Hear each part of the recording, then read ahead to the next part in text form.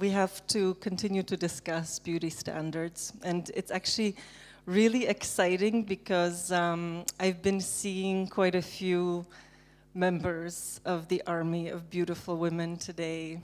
And I can see how strong you are and how beautiful. So the Army is doing well, and we continue. So we thought to talk to you about the process of incorporation, as Maximilian mentioned, and to think along with you how this process can continue. Documenta was a moment in the long life of Yugoexport, who was born in 2014. 14 in thought, incorporated in the United States in 2015 and launched in Paris in 2016 and incorporated in Serbia in 2016. And so Yugoexport, she is a blind, non-aligned, oral corporation. And the way that we dealt with this oral corporation in Documenta 14, which is another corporation, it's a GmbH, was to face with this other corporation and understand it as,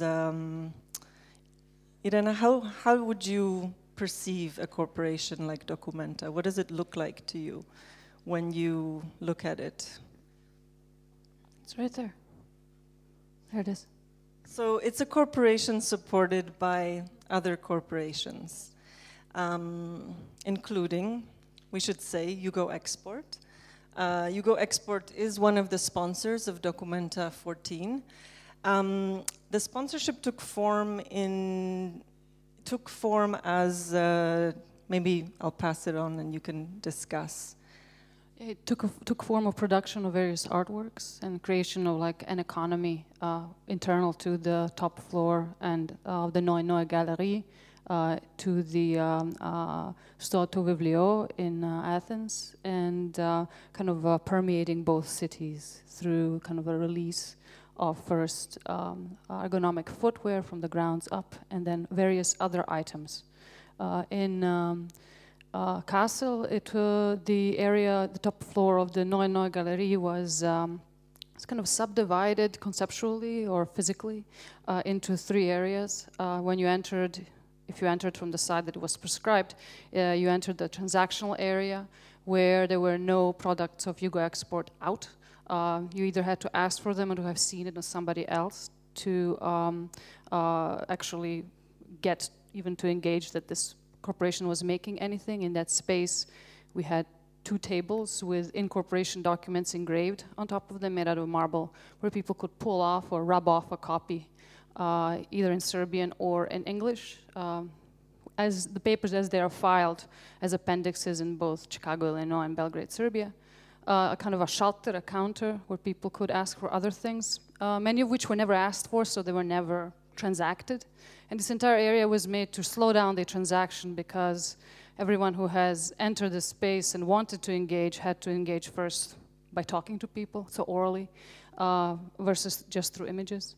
And had to kind of define their income level so that they wanted to transact, they could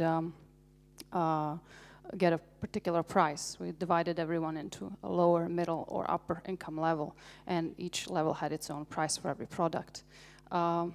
Sorry, how did you divide people into the lower, middle, and upper income level? Well, it was difficult because many people don't know what class they belong to, I guess, based on their income. So we had to describe to people what it meant to belong to each. So lower was like people who have made very little disposable income and were barely surviving, or like were, you know, like there only to eat and be able to eat and rent. Middle income level was pretty much everyone who could come to Documenta and afford just to go to an exhibition to see it. And upper income level were people who had so much disposable income that, you know, you could kind of speculate to what they could afford. So it was based on pretty much the amount of disposable income. And people answered these questions however they liked, or however frank they wanted to be. Kind of, I think our corporation believes in karma. So should I continue about the kind of general structure. Well, let's talk a little bit about the people who got certain things produced by Yugoexport for free, which is the first members of the Army of Beautiful Women, who were welcomed into that corps, first in Athens, and then in Kassel. So they are the actual workers of Documenta. Yes. Women or female inclined. We really don't distribute. I think femininity is something universal. So anyone who could fit the shoe between the sizes 35 through 42, we're working on 43, 44, and 45, could get the shoe. Because the shoe's original mode of production was for working women of Yugoslavia, it was developed by the working women of Borovo Shoe Factory in Vukovar, Croatia. Today's Vukovar, Croatia, then Vukovar, Yugoslavia, over a period of 9 years. When I put the shoe back into production, we wanted to kind of contractually oblige the infrastructure workers of the art institutions hosting this project to wearing these shoes only when they were laboring, and thus create a clock for them, which there's many of in the project. A clock, a labor clock, and a leisure clock. So they're on when you work, and they're off when you don't work. In Athens, we had a release event, kind of a night, where the shoe was issued. It was announced to pretty much everyone, and we issued the shoe, I think, what was it, 6 p.m. up at the, what was the name of in Greek, the Freedom Park? Parco Eleftherias. Thank you. I don't want to butcher it. It was like a wonderful night of everyone coming in at their own kind of leisure time and picking up the shoe, filling out the contract, and obliging themselves to kind of wear the shoe at work, at Documenta. So that was the first event, I guess, that Yugoexport started permeating the infrastructure of Documenta, which I think is the kind of way that Yugoexport used the exhibition.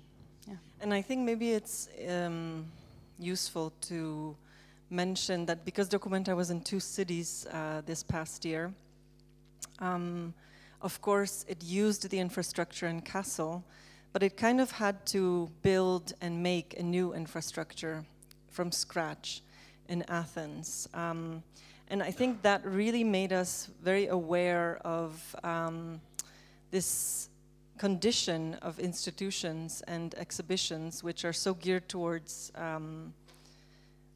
the exposition. It made us a bit more aware of the infra level of these exhibitions, which is the part that makes them run and tick, run like a clock. Sometimes the clock does things that warp time.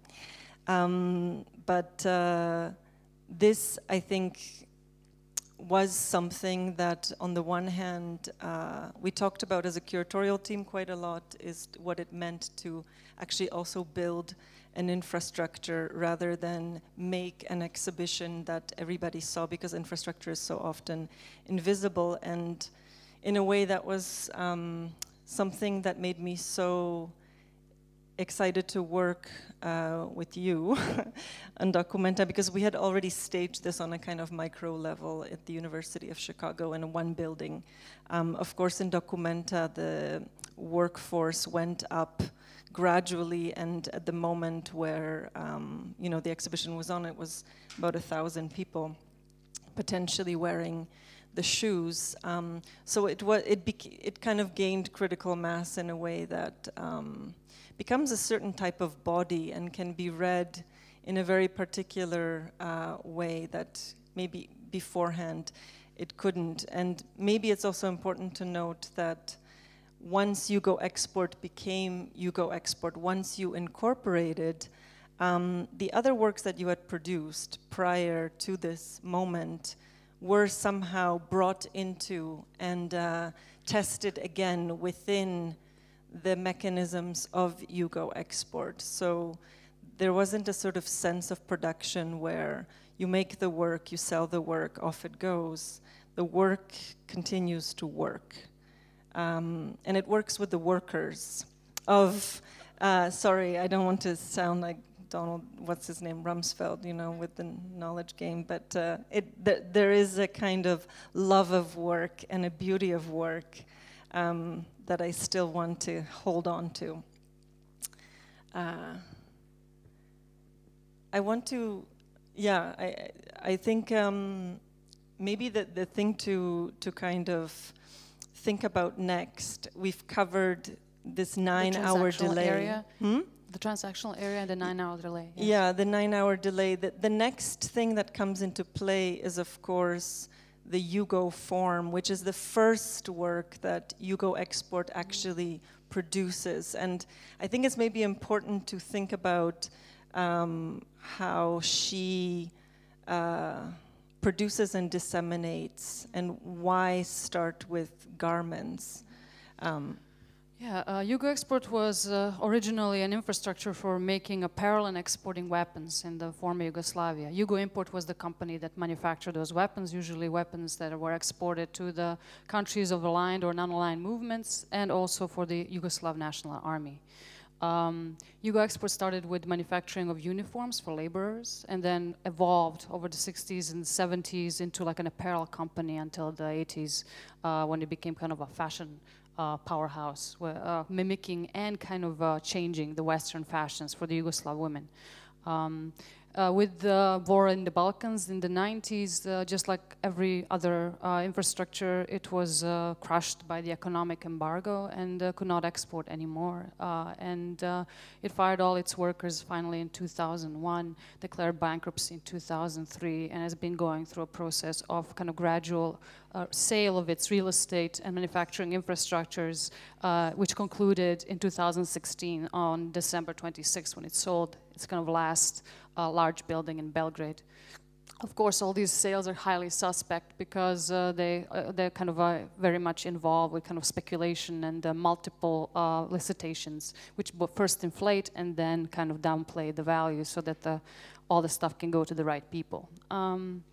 I put a call out in November 2016, calling back this incredibly skilled kind of couture class of women who was able to sew and who hadn't had a job for 13 years. And they were in the newspaper, there was a call, and also privately I sought them out to start producing the Yugo form for Documenta 14.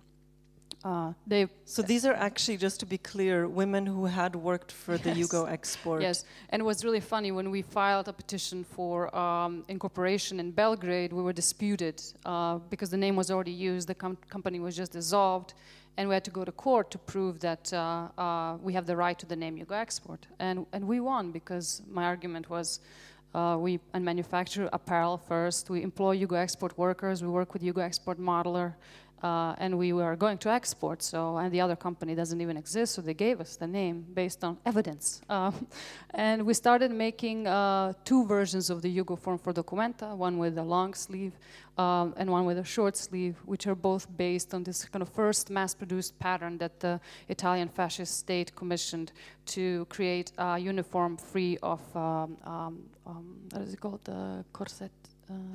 The corset, thus liberating the movement of the everyday woman. And this is one of the first models kind of mass-produced on a bespoke pattern, which we perfected with Yugoexport modeler, and then created a kind of also a version with capped sleeves for summer, because the exhibition was taking place during the time.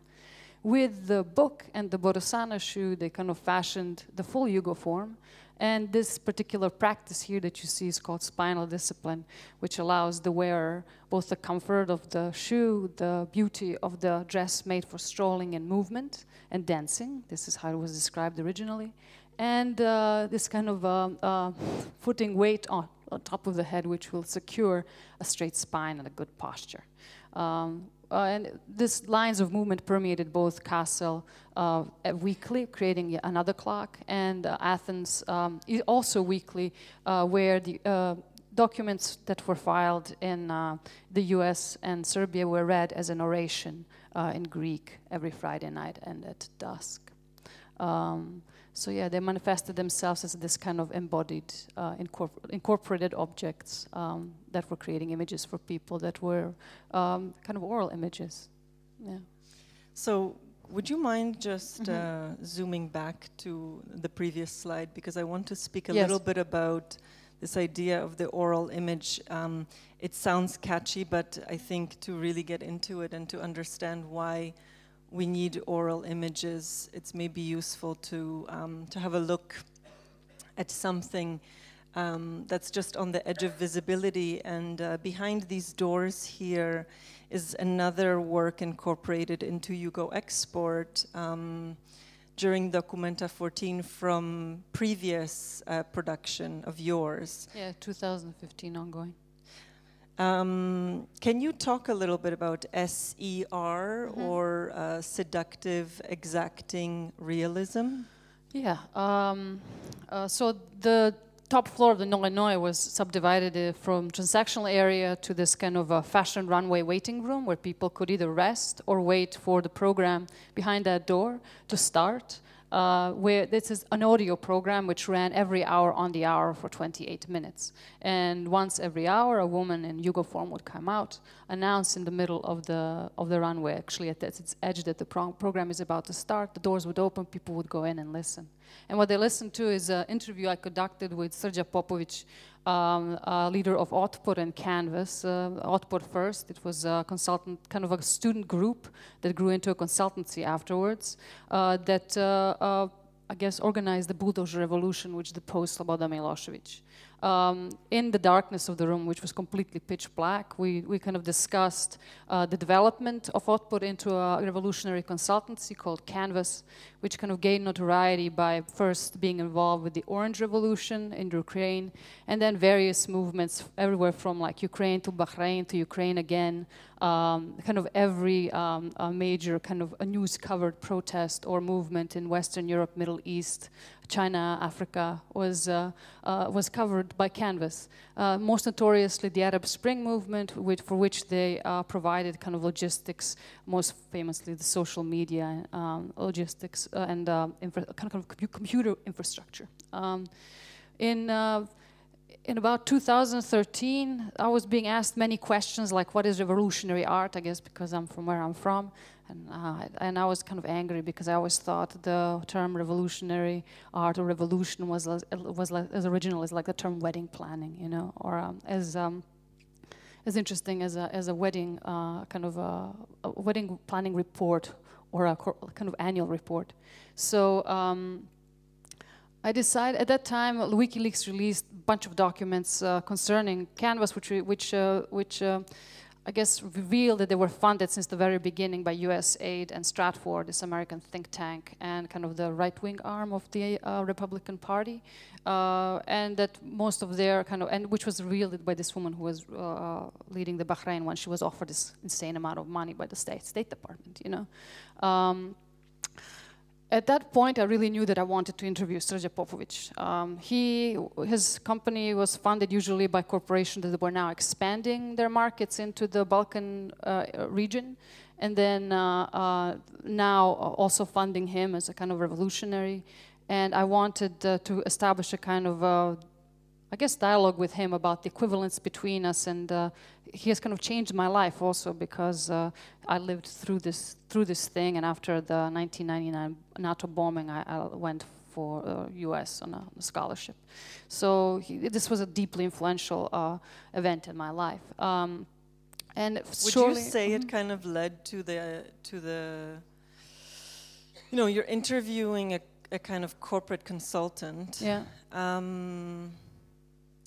Are you already at this point consulting on how to found a corporation? I mean, did you discuss the foundation? He really inspired me, I have to say. This was it.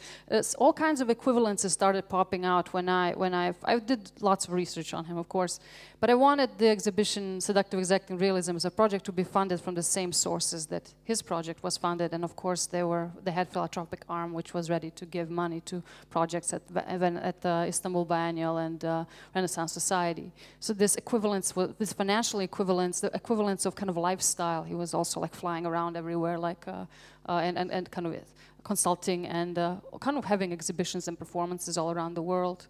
And he was at least he thought that he was using kind of art techniques as deployment methods for the way that he dealt with things, kind of humor and kind of hardcore engagement with people.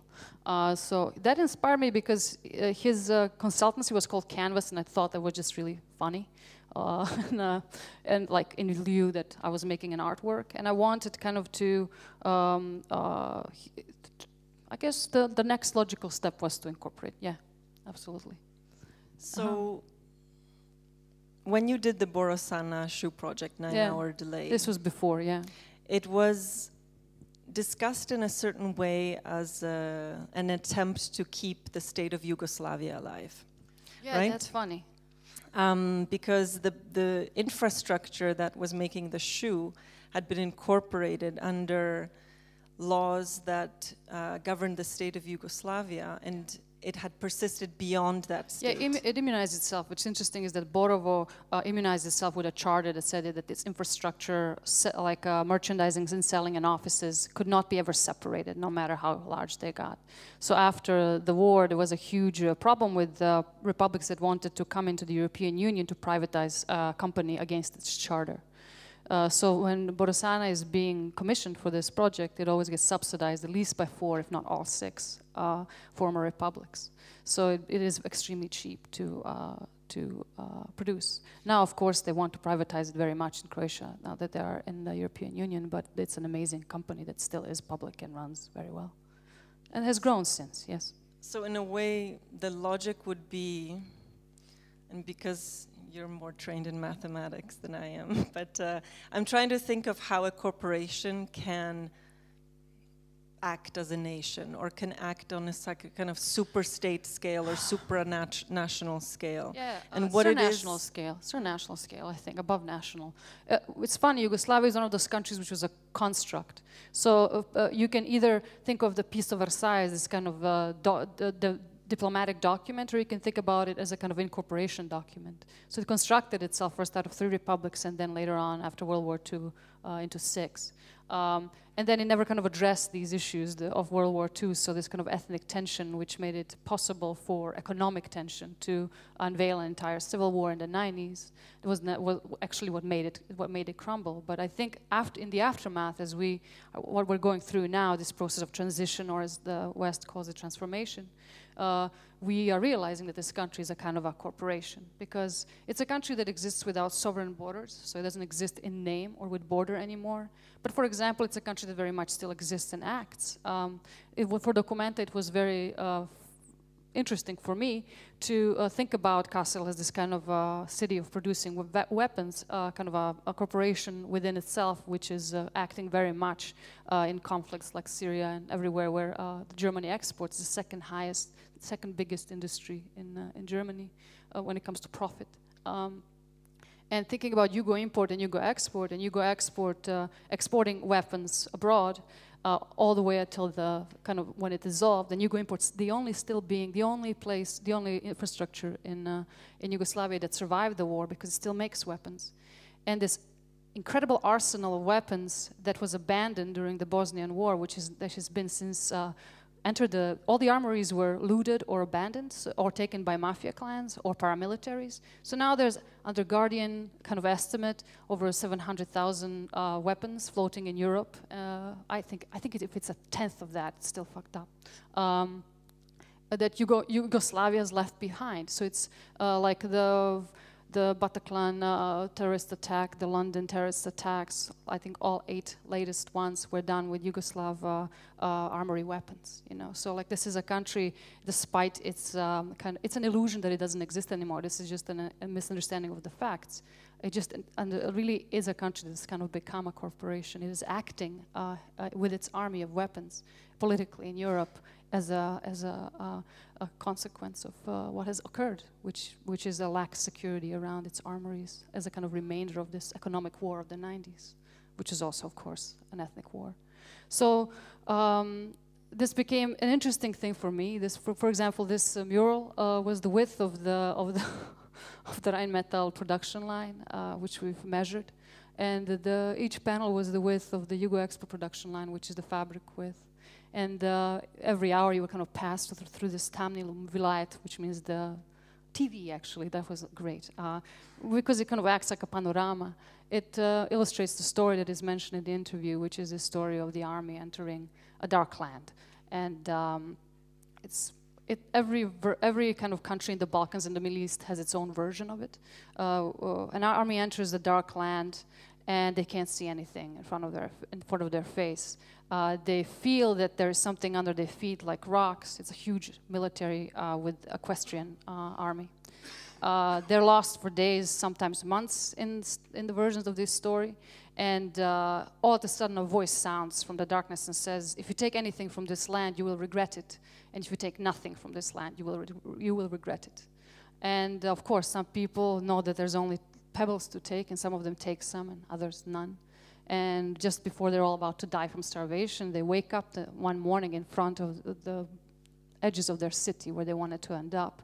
And they realize that what they're holding in their hands is precious stones, diamonds. And those who have taken some regret not taking more, and those who haven't regret taking none. So this kind of idea of regret and a movement of migration from one place to another, and then back out after the program, which kind of permeated seductive, exacting realism.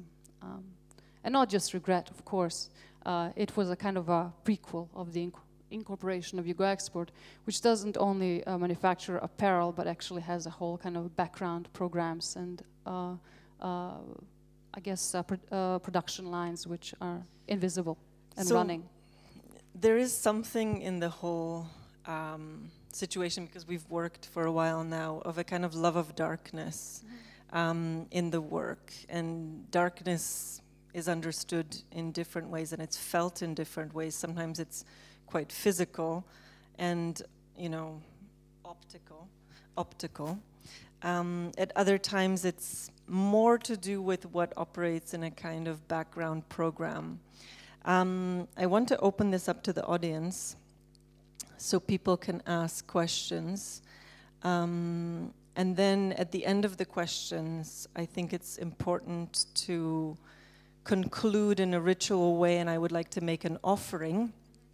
But before that, I just want to ask, you're launching a website in a couple of days, or relaunching the Yugoexport website in a couple of days. But there's also a kind of program operating in the background that is both very virtual and it actually has territory. Maybe just before we open it up to questions, you can speak a little bit about what it means to have land for a nation or a sur-nation like Yugoexport. I can go back to that. Yeah, take me back there. I'm gonna go around and then answer that question. Cool. I mean, in order for Yugoexport to occupy an infrastructure like the art institution, it cannot be done in the form of an exhibition. It has to be done in the form of, not like installing an exhibition, but actually demonstrating an economy. What Documenta has provided for us is a way to be self-sustaining. We really were like challenged by the way that the project was funded, and in the end survived by establishing an economy within Documenta and beyond. So what we're trying to do also is create a kind of a economic line, like that starts at the institution by not being curated or taking care of the institution the way things usually are, which is by being polished, deodorized, shaved, and deadened, you know, and or either collected in that way or displayed in that way. Both ways are kind of super hermetic, do not allow contact of any kind, and forbid a particular type of movement. So like, hi, we need our background, or not, okay. What I'm really interested in is the space of demonstration, which is very interested in after I think the Aisha's project. I'll make the, let's see if that works. both from the word kind of demos and demon.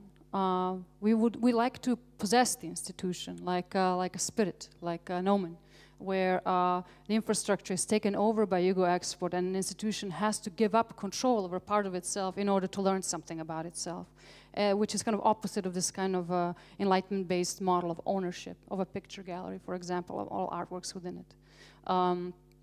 So Yugoexport, I guess, has developed an economic method which passes from one institution to the other and uses the production infrastructure of the institution that is hosting it to kind of utmost level, you know.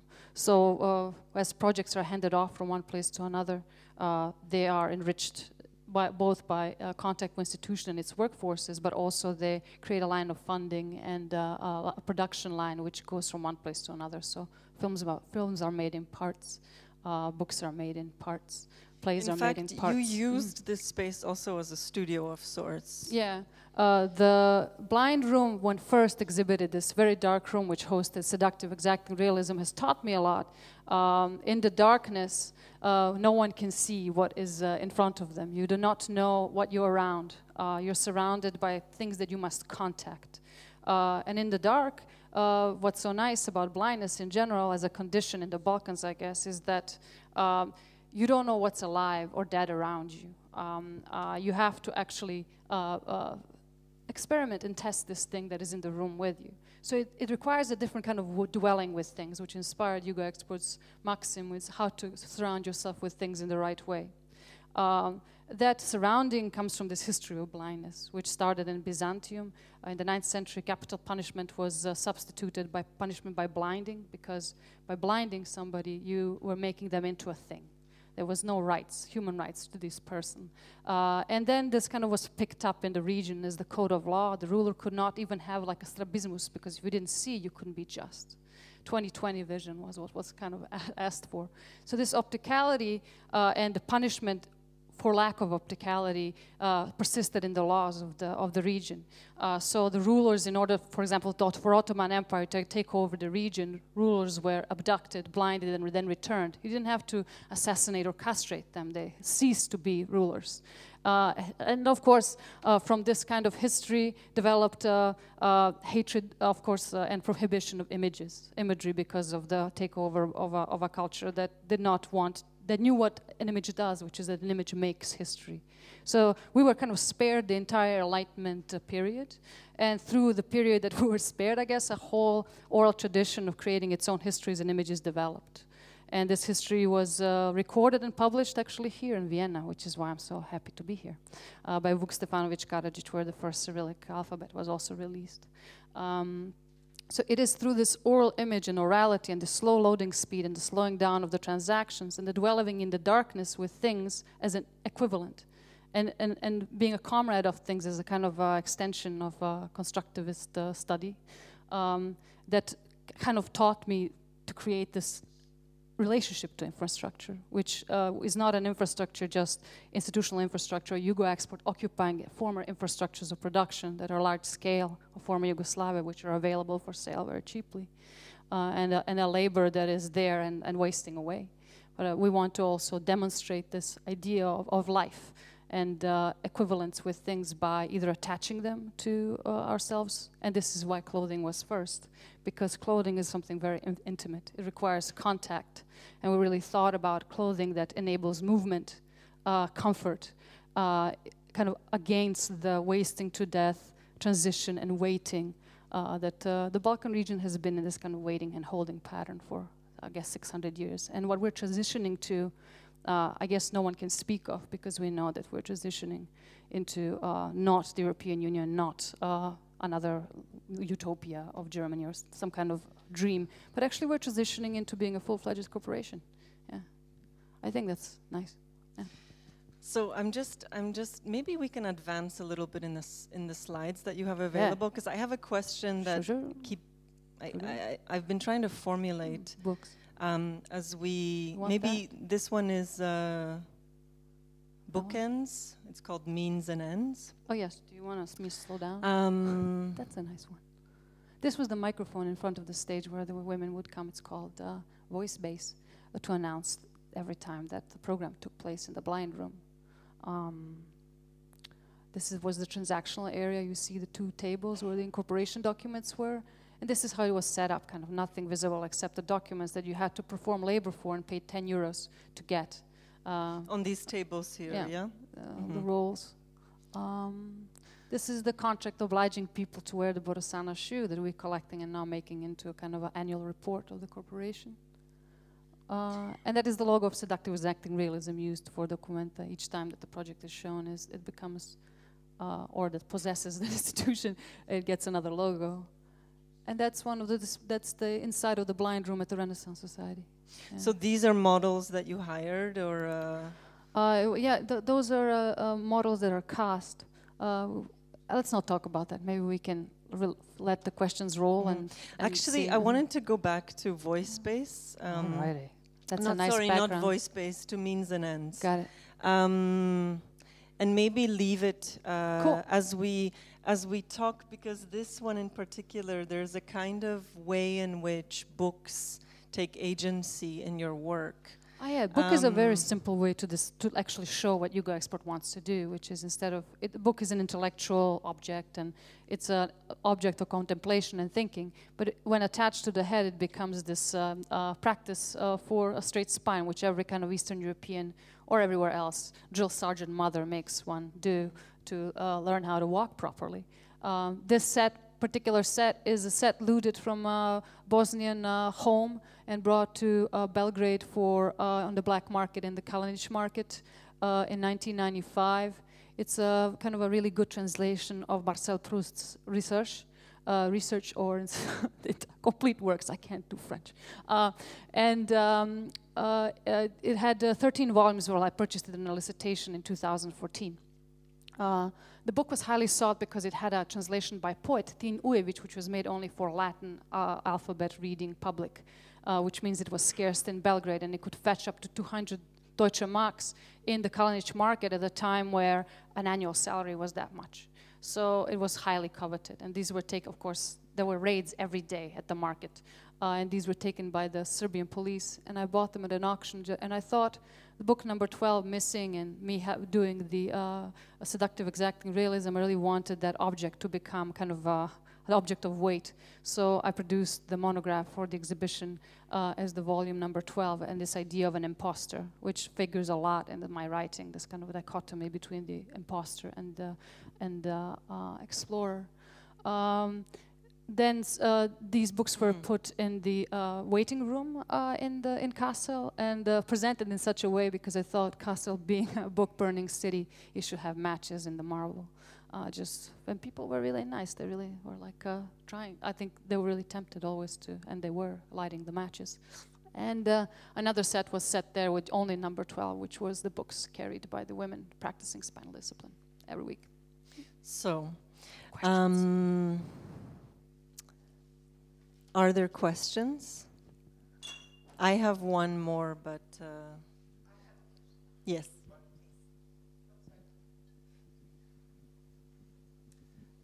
I have a question as to the nature of corporations, and specifically the incredible invention of limited liability within corporation. You're speaking my language, yes. So, just to clarify, of course, through limited liability, the body of the corporation is immunized, right? So whatever a corporation does, it is through the principle of limited liability that they can get through all kinds of shit and all kinds of reality. So how do you see that, and in which way does it sort of figure in? Thank you for that one. In 2010, Citizen United ruling in United States equalized corporations with persons. This kind of, what is it, Federal Election Commission versus Citizen United. It allowed corporations to have right of expression as human beings, to express themselves through money and no longer limit their contributions to political campaigns by funding different kind of funding bodies. Of course, as this crossed the ocean, and me having English as a second language, I misunderstood it, in a kind of ESL way. And I thought, wow, corporation can be a person now. I must incorporate in the US because I want Yugoexport to be a she, not an it. And so I did. And what was interesting in that process, I found out that because of the trade deals and kind of baitings that European Union and the United States are putting in front of the Serbian government, incorporating a U.S. Serbian company, by the way, like a Yugoslav company, there was such a paradox here, meant that I would receive a 20% discount for exported items if I was. So I really was interested in this kind of paradox, I guess, that she would survive by the very means of forces that are trying to kill, which have actually, let's not say trying to, have killed the Serbian economy, which are funding Canvas, and which I funded my project usually every time I exhibit anywhere. So the limited liability S Corp, Yugoexport in the United States, makes it possible for us to exist because I'm not interested in profit growth or like anything that an American corporation is interested in, but I'm very much interested in survival, you know, and the problematization of the idea of property, you know. In Belgrade, the Yugoexport is a cooperative. What Yugoslavia, I think, has taught us is this incredible idea of self-management and self-managed clubs. And Yugoexport operates in such a way. And many factories at the time, including Yugoexport, operated in such a way, which means a cooperative, at least Yugoexport, has members, and whoever works for it shares the profit equally, you know? So what we really want to do is just make enough to produce the same amount we just produced and survive to pay the salaries of the women and men who work for us. But what's interesting about, I think also what was killed in the 90s is this self-managed clubs where people could use the government infrastructure to do whatever they wanted. So workers at like the most famous ones are the Cinna Clubs, which I think have been written a bit about, which meant that you could form a club around any activity, including manufacturing. Many of the factories were organized in such a way. But the Cinna Clubs were interested because people who couldn't get into the academy could become experimental filmmakers, and they could, if they had enough time in advance, book, you know, the camera that filmed the Sarajevo Olympics, you know. So you could use any kind of, the state infrastructure was common and could be used by people gathering into these clubs. So like Želimir Žilnik, Dušan Makavejev, all these kind of avant-garde filmmakers came up through the Cinna Clubs. It's kind of incredible what can happen. Also, Student Cultural Center in Belgrade was a club, and Yugoexport operates. It's a DOO, so it's like the same way. But there's economic relationship that runs to the Via Militaris, which is the road connecting Istanbul to Singidunum, which is Belgrade, which is a Roman road for war supplies and supplies leading to the Middle East and the African continent. It has been very active since the 3rd century in the Balkans. And we still, of course, Yugoslavia still produced textiles and kind of was a little Manchester there since the 9th century. So like you have this great history of production there. And what's the biggest tragedy of Yugoslavia, I think, is not of course, the killing and what it has been, but there's a loss of kind of an incredible productivist model. Not a communist model or a capitalist model, but like a country that was made to make things lose, like the hands losing their purpose is like hands having, what was it? Hands having need, not use, you know? And I like to make works that are alive and that they are not something we need, but something that we can use, to have fullness of use, both in the mind and in the body. And incorporation of both ideas and things is something that I think helps us surround ourselves with things in the right way. Yeah.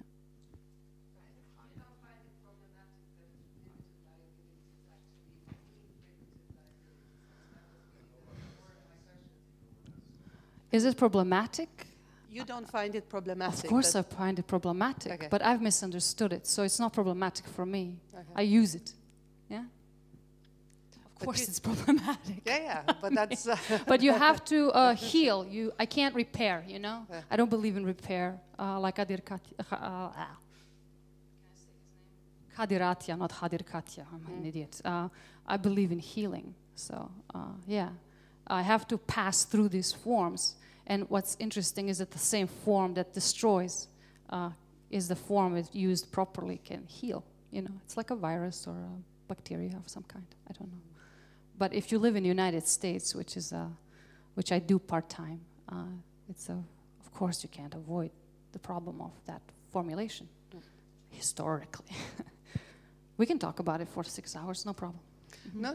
I'm just curious. I mean, you know, you're basically presenting, I mean, I don't want to monopolize this, but you're presenting two models, you know, the cooperative model and basically the limited liability model. And actually, you're opting for the one that might seem, or at least in my sort of books, the more problematized one, or the one that actually runs capital today, obviously, and functions fairly well because it has wonderful exit strategies built in, obviously, which, you know, works. We're not interested in bankruptcy. Yeah, that if that's what I mean. I just want to say that. Yeah. Well, no one is. No one is. You know, I mean, the whole system runs on maximization of capital, right? Yes. But sometimes it seems to be necessary to sort of run against the wall because it just. I mean, paying Yugoexport workers from United States is so much more, I guess, life-giving to us than paying them from Serbia. As a small company in Serbia, we would be done now. You know, we just couldn't be able to afford it. But it is the very structure that has destroyed the economy that we are deployed through now to resuscitate parts of it. Not resuscitate, but forge something else, something that passes through things and utilizes things and creates infrastructures. Yeah. So yeah. I don't dwell on the American model because I'm not interested in it. You know, I take part in it by taking its form, but in a very minimal, I think, and precise way. Yeah. Okay. Thanks. But there are business models in between. Yeah. Social business. So, okay. Yeah. You mentioned Otpor and Canvas, and I understood that they were trying rather the Gandhian way of non-violence. On the other hand, you say this Yugoexport is a weapon-dealing firm and somehow also financed by America. Is that correct? No, Otpor is financed by Americans, and they are kind of a soft power political arm of the U.S. Republican Party and American corporate interests such as Northrop Grumman, McDonald's, Bank of America, pretty much the largest corporation in the United States. Yes. Otpor and Canvas are the ones that are funded in large scale by United States corporate and military industrial interest. Yugoexport is a company that was an infrastructure in Yugoslavia for producing apparel and exporting weapons for a company called Yugoimport, which makes them. Now, since Yugoexport doesn't exist anymore through kind of an economic warfare, Yugoimport still exists because it still makes weapons, even today, only for the opposite sides of all the conflicts that, let's say, Rheinmetall makes the weapons for. And they make the same types of things. So I thought it would be really, at least for me, interesting to put them in this relation at Documenta 14, which is a city nourished. Kassel is a city nourished by the weapons industry. Yugoexport that I have incorporated, which is it's a real thing. I'm very interested in realism and actually doing a real thing instead of pointing. Yugoexport in United States is incorporated so that one, it could be a she, so she could be a person, because I really like that idea of corporate personhood, and she being feminine or feminine inclined. And also to receive all the trade deals that United States companies receive in Serbia. That's why it's incorporated in the United States. Another company, Yugoexport now, which has been reincorporated in Belgrade after the original has gone fully defunct and which earned its name, is a cooperative, which means that, like all the other workers' clubs, it shares profits equally between themselves. I have no interest. I have a teaching job, so I have that nourish me. I'm very interested in the survival of this entity, which also has an art collection, which is nice, which is all its production capabilities, and also a project called Frauenbank, which I think is what you were alluding in your question, maybe? Yes, but I think Frauenbank... But does that make it clear what things are? A little bit, yeah. We don't make weapons. But I mean, I was just going to maybe highlight something that I found interesting in your question, because you were kind of comparing it to Otpor as a non-violent entity. And I think, you know, in working with Irena, but also living in Athens, one gets a sense of nonviolent warfare, which is a kind of economic warfare that is very much keeping this notion of Europe being in a constant war alive. You feel it quite strongly when you're living in certain parts of Europe which have passed from this era of warfare, which destroys in the way conventional warfare destroys, to a different kind of destruction, which is also a destruction of the economy, of course, and all kinds of infrastructure. It's also, I think, a destruction of the soul and spirit. Yeah, waiting and wasting to death are in an economy for which you have no use if you're defined economically, which from ekos, this name in Greek for home, this is where the word comes from. If you're not nourished by it, you're killed by it, And I find this wasting to death, waiting, transition is so immobilizing and cruel because it doesn't kill you immediately, like, let's say, a Rheinmetall weapon does, as it's clearing real estate in Syria to expand markets of these countries, but it actually wastes you to death. And it's not a coincidence for me that kind of Western art is the kind of art that does that as well. Like it uses people and things as expendable raw material, and things must be dead in order to be contemplated. I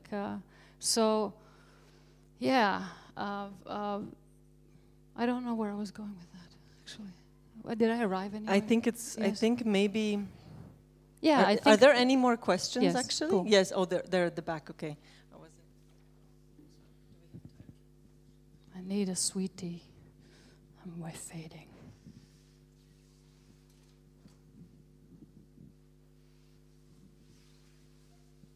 Good evening. I do have a actually very pragmatic, maybe also very direct question. I was wondering if you're also earning a living from Yugoexport. Like, does Yugoexport pay you your salary?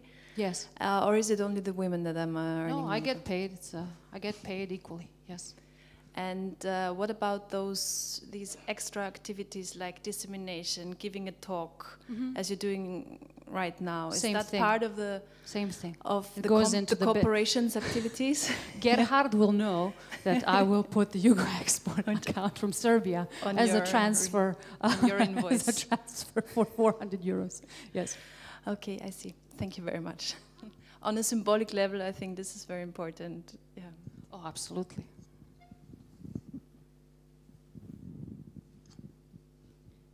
Okay, so I wanted to do one more thing before we wrap it up. Please. Hope is the greatest whore. This is a saying from Serbia that... Nada je najveća kurva.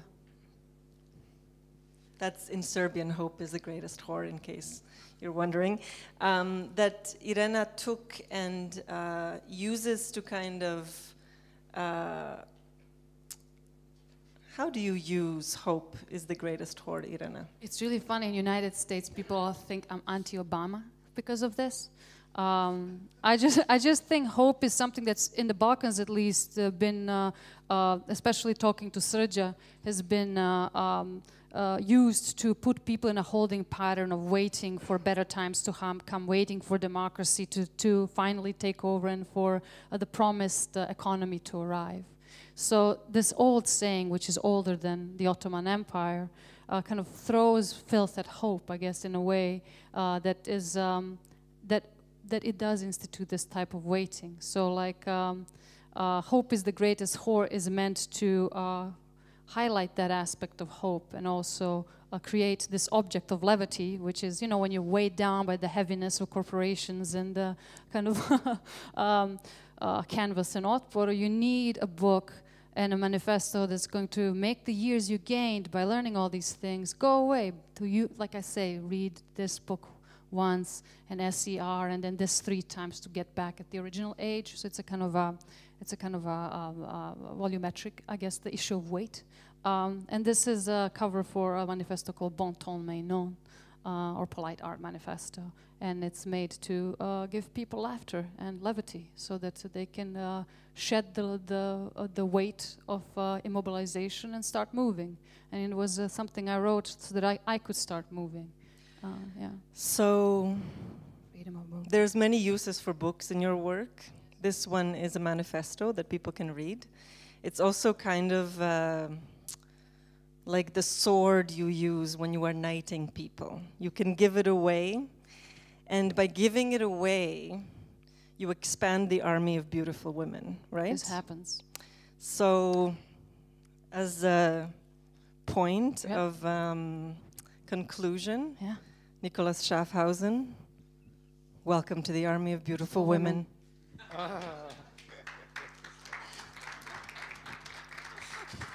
Of course, I love this. Oh God! It says no. Nikolaus is the greatest. Oh. If you can laugh at it, we can be friends. Yes. It's Thank you so much. No, Irena, and I get red. So, and Monika, thank you very much for this. Beside what you have said, and obviously this wonderful present, I really much enjoyed the speed. I think it were 2 lectures we gave 2 lectures in 1 hour. Fantastic. Tomorrow, some mini announcements. If I'm right, the title of Miki Kratzmann's presentation is Appropriation of Visibility, followed by a conversation with Vanessa Joan Müller and Miki Kratzmann.